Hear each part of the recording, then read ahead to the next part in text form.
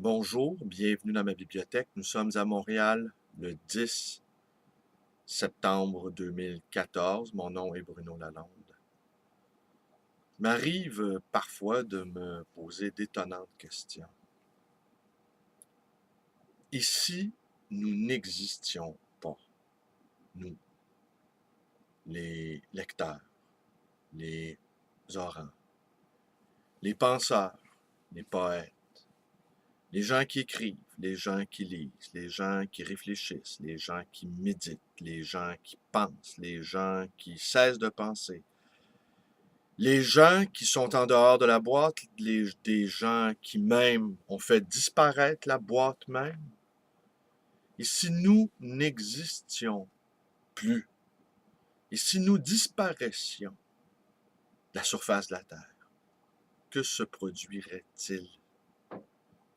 Oh, sans doute les premiers jours, personne n'y prendrait garde. L'air aurait subtilement changé autour de nous. Peut-être l'oxygène même aurait une autre odeur. La lumière tomberait drue autrement. Peut-être même personne n'y prendrait garde pendant 2 ou 3 jours.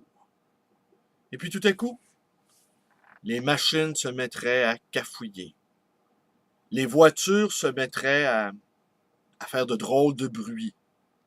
Les lampadaires crépiteraient.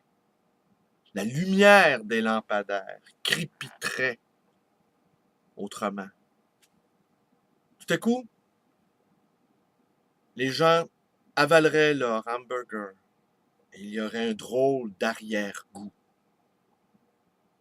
Ils avaleraient leur boisson gazeuse. Il y aurait un arrière-goût de métal dans leur bouche.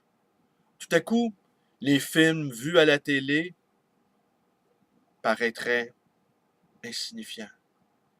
Les talk-shows ennuyeux, les parties de hockey soporifiques.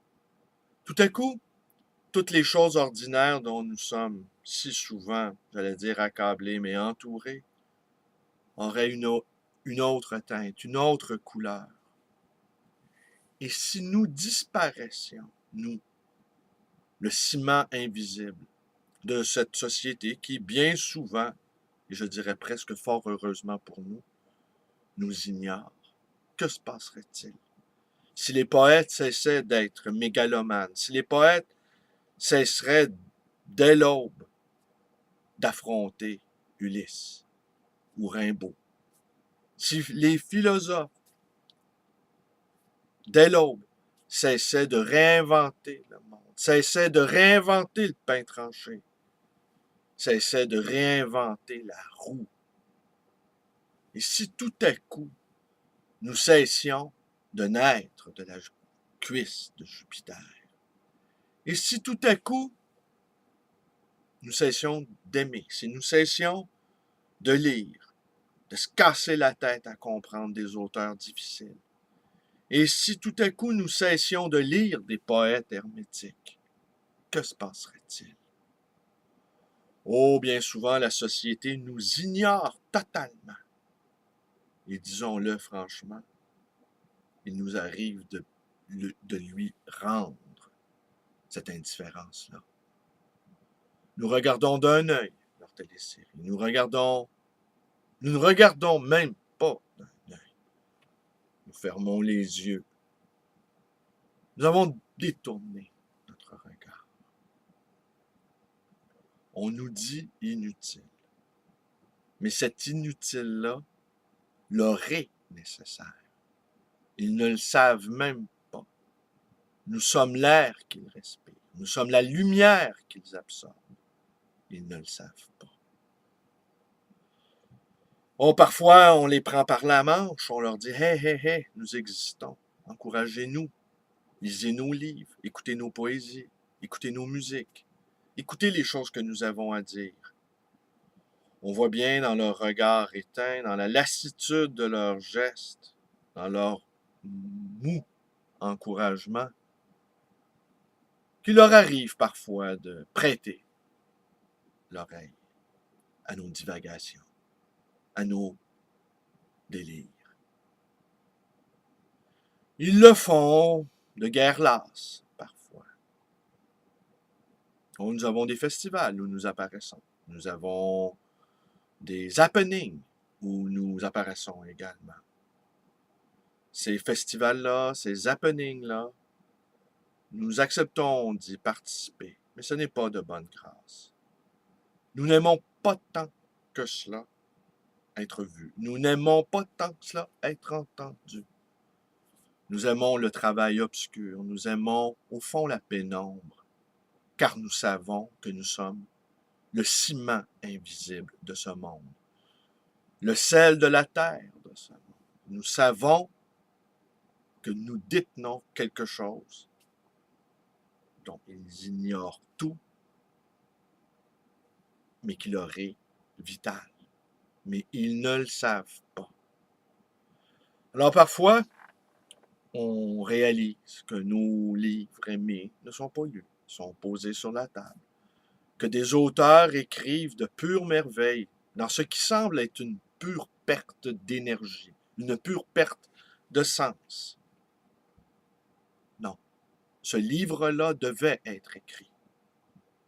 Cet être humain-là qui s'est donné la peine de réfléchir, d'allonger des mots sur le papier, cela correspondait à une vraie nécessité intérieure.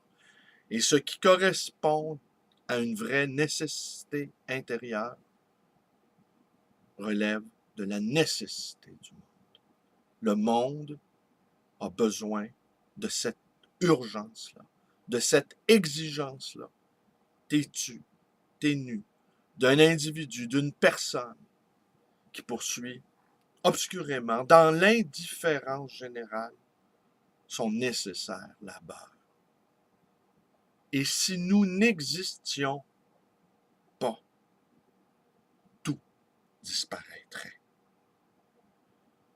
Telle est mon intime conviction. Alors ne nous désolons pas, ne nous glorifions pas non plus, même si pour nous, poètes mégalomanes, rien n'est plus difficile que la mesure. Nous ne sommes bien que dans la démesure est notre juste mesure. Eh bien, continuons. Continuons de lire des auteurs difficiles. Continuons d'écouter de la musique incompréhensible. Continuons d'écrire des vers difficiles également. Continuons d'exister. Même s'ils ne le savent pas, ils ont besoin de nous. Et cette ignorance dans laquelle ils sont, de ce que nous sommes, au fond, nous oblige à beaucoup de modestie. Et cette modestie-là, peut-être eux en ont pas besoin, mais nous, elle nous est nécessaire. Je vous remercie d'être avec moi. Portez-vous bien. Vous connaissez la suite.